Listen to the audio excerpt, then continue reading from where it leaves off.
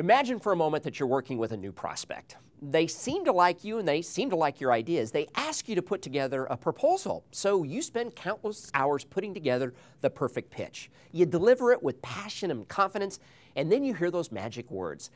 Give us a few days to think about it, and then we'll get back to you. So a couple days go by and you don't hear anything from the prospect. You say to yourself, gosh, she's just probably busy. The last thing I want to do is become a pest. Days turn into a week.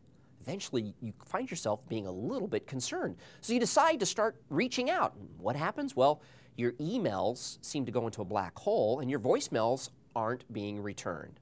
Sound familiar? I think we can all agree that one of the biggest challenges in today's economy is figuring out a way to keep your prospects engaged. Your prospects have a lot of things going on right now, and your products, your services, and your ideas aren't necessarily the center of their universe.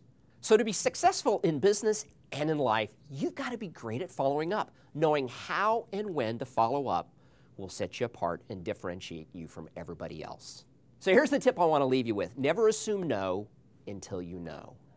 Too many salespeople today assume that just because their calls aren't being returned, that means the prospect isn't interested. I don't think that's the case. I don't think that they're not interested. I think perhaps you're not interesting. See, the challenge is most of the follow-up methods that salespeople are using today are dull and boring and tired. Now let's look at follow-up. There's two primary components of follow-up.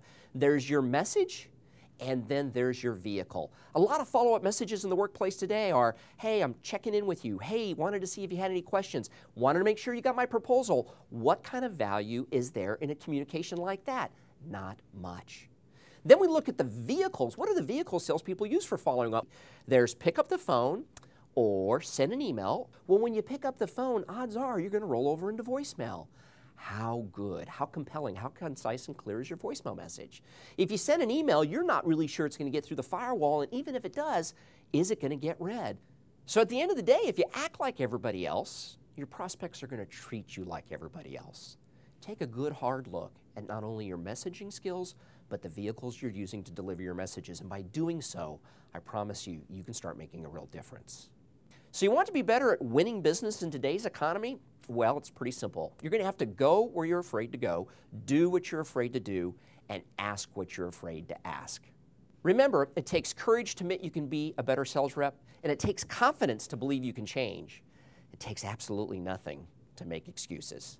My name is Tim Wackel. Thanks for listening.